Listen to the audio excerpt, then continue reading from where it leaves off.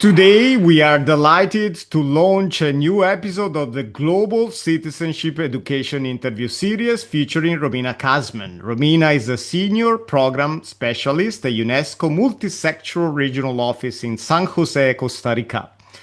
For the past 15 years, she has worked to promote access to quality, inclusive, and equitable education for young children and youth. Her work spans the development of formal and non-formal educational programs, policies, research studies, training opportunities, and educational materials, with a particular focus on Latin American and Caribbean. In the episode, we are going to discuss specifically the mission and regional impact of UNESCO San Jose office, how the office promotes inclusive, equitable, and quality education, the role of formal and non-formal education in fostering global citizenship, some forthcoming projects, and then eventually we discuss Romina's three keywords that define global citizenship education and why these three keywords matters according to Romina. So Romina, thank you for joining the Global Citizenship Education Interview Series. It's a pleasure to have you on.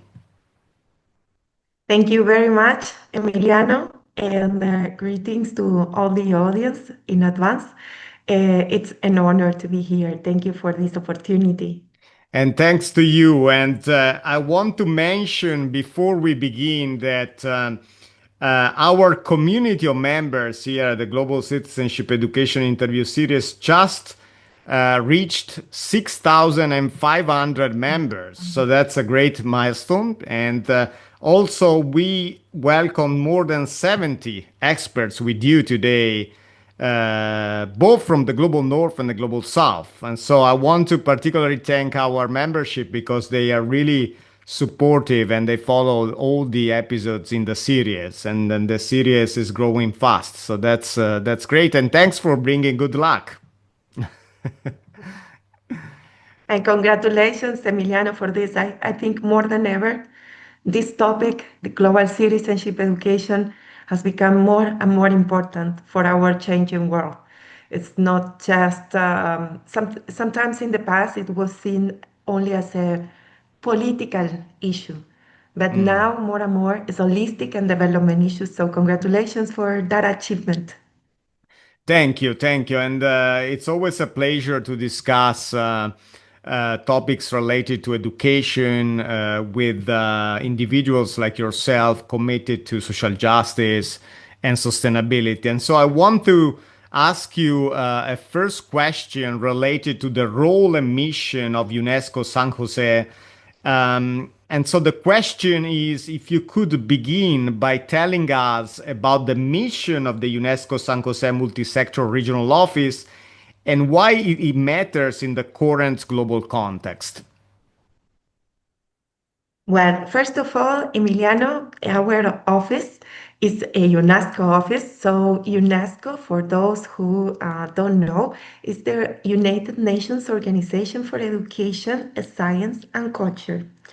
And UNESCO promotes education and science, culture, and communications with the aim to foster peace, equality, with a view of integral development. And as I mentioned before, it's an holistic view of development. Our organization develops norms, normatives, standards, tools, and supports cooperation within and between countries, involving dialogue, facilitating dialogue, exchange, and we do that through the different programs that we have. We have actually 5 programs. One is education, the other is culture, the other is natural science, social sciences, communications, and information. So San Jose office goes or covers from Colombia to Mexico. our representation for the education sector goes from Colombia to Honduras. We have national offices in Guatemala and Mexico, who also works a lot and hard on these issues that we were talking about. And I will mention some of the initiatives that we have in this important region, which is the Central American, Mexico, and the Central American region, Mexico and Colombia. I would like to mention that our office also um, implements the functions of UNESCO as a laboratory of ideas, the production of knowledge sharing, technical assistance to countries, facilitation of political dialogue, cooperation, also the advice of the country. Sometimes it's advice. It's we're also a platform for exchange, for cooperation, for encouraging the countries to look at other experiences. Sometimes you don't have to reinvent the wheel because the wheel is already there. So one of other functions that we have is how we systematize, we produce knowledge from daily practices that the countries may, and when I say countries, not just governments, different key stakeholders, academic sector, private sector, civil society, donors. So education in our sector, for example, education communities or non-formal education organizations or groups of people working, and sometimes they don't see that they are doing a practice or producing something that can contribute to development, to equity, inclusive, and Yeah. quality education. So systematizing the visibilization of practices is also part of our work. And I think I will end there. And I think one important issue is that we also work, and for this region as well in particular, we also contribute and support the capacities of countries to respond to crises. Yeah. And UNESCO is also involved in actions that support the prevention and management of the emergencies, but also how you transition from those conjunctures going to development, how you build, as we say in the education sector, build without bricks, and how Yeah. how we develop policies that address the new realities. So I think that's also important, even in a region like in we're working. Yeah, and related to this, I like to ask you a question related to your work on education, and particularly related to promoting education and global citizenship. Given that this is the Global Citizenship Education Interview Series, we always try to examine connections that are really important when it comes to developing a vision of global citizenship for the common good and for social justice. Can you mention to our audience perhaps one or two core projects related to promoting education and global citizenship, either directly or indirectly? Thank you, Emiliano. First of all, I would like to describe our approach, and it's the UNESCO approach. UNESCO is the United Nations agency mandated for the SDG 4, the Sustainable Development Goal number 4, which has to do with ensuring quality, inclusive, and equitable education for all people and the generation of opportunities throughout life. That's very important because without the right to education, it's very difficult to think about global citizenship education. Yeah. So, and also when we think about global citizenship education, when I start all the presentations, I link to the 2030 education agenda and other human rights frameworks. Why? Because global citizenship education global citizenship and the idea of citizenship. If we have some questions, there are questions around it's global, it's local, different notions. The idea of citizenship demands and needs the ensuring of the human rights. We cannot have first and second class citizens. That's not. Yeah. So so That's why so we perspectives like yours from the global south are very, very important in this discussion on global citizenship. because when I started, and sorry that I made this firmware so you can see the work we do. So in when we talk about citizenship education, and I started with that civic citizenship education. I'm a political scientist first.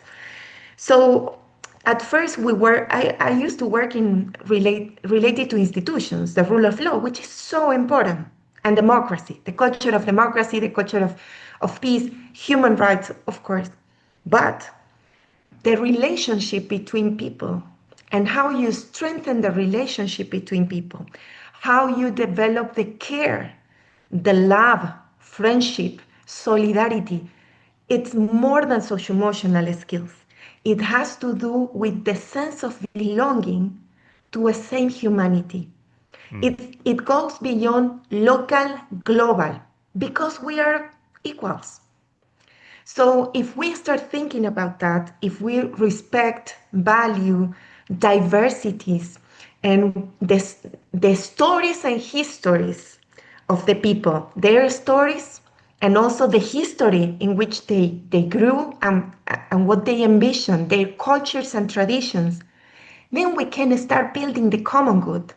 Because when you think about global citizenship education, I cannot think um, something else that the common good, the public good, and you can build that if you feel that you are part of something.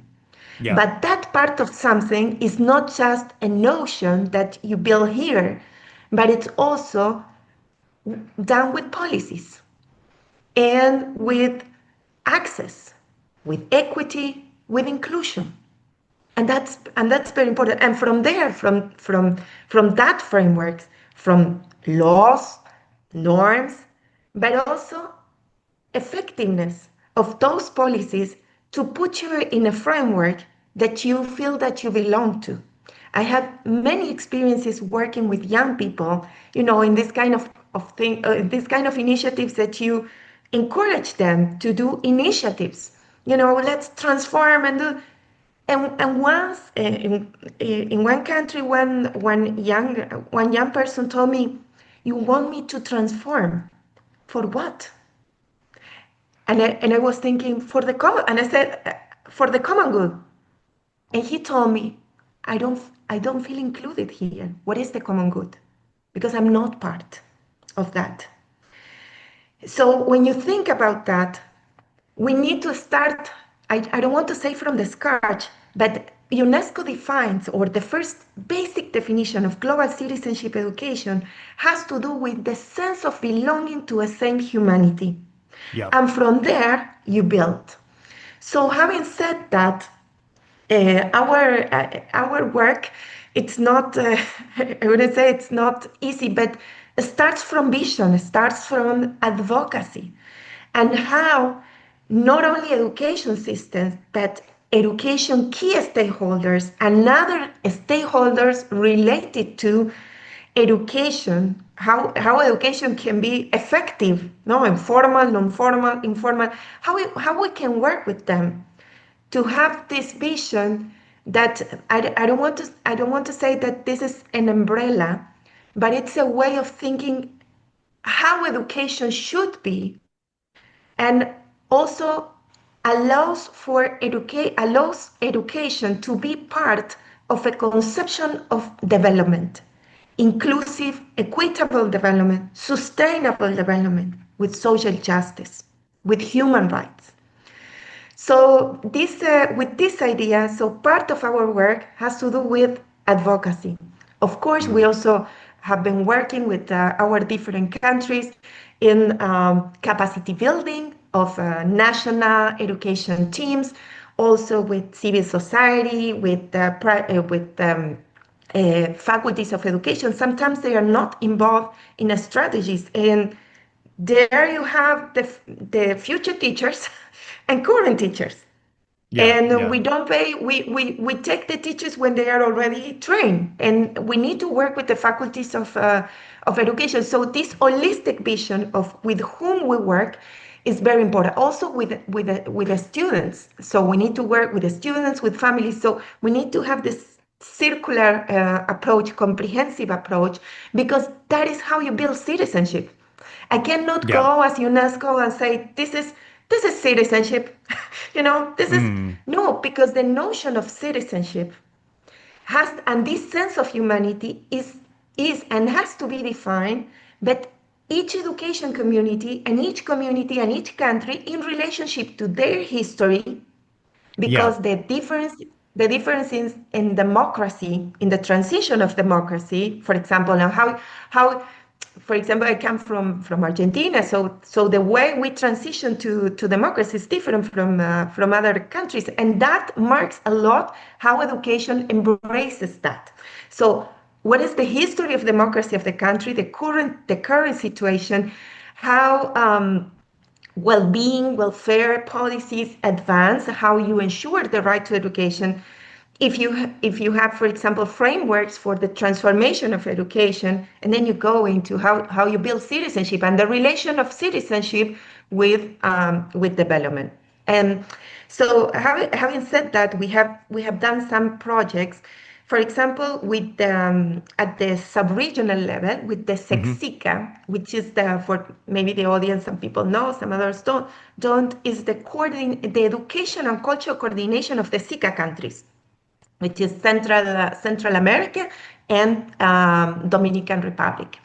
And for those 8 countries, we designed together with the curriculum leaders of each of the ministers of education a new conceptual framework, a new curriculum that has the umbrella of global citizenship education, and then inside dimensions of citizenship education, social-emotional skills, and also digital citizenship Yeah. related to information and media literacy and prevention of hate speech, discrimination, racism, xenophobia.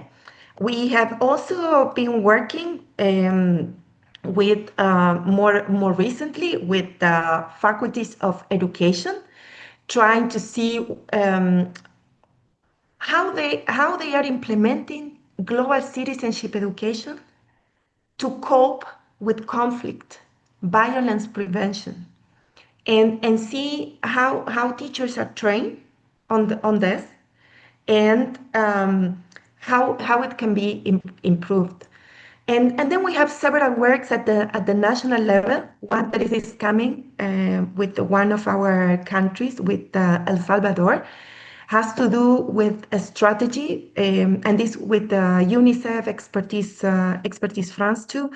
It's a European funded project to support the Ministry of Education to foster and strengthen students' participation. This is one of the dimensions of the project. So students' participation, it is not just it's not just the pedagogy centered on the student.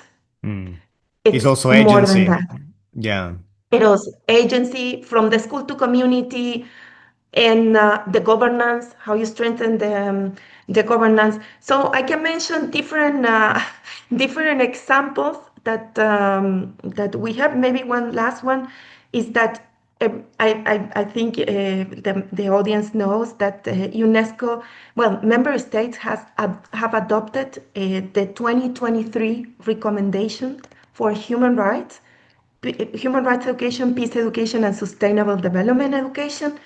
And we are uh, disseminating that, working with different stakeholders to disseminate that recommendation, which is a revision of a 1974 recommendation, and it has that holistic approach. So Approach. the formal and non-formal, yeah, the formal and non-formal education. And one important thing about the approach is that is cognitive, socio-emotional, and behavioral approach.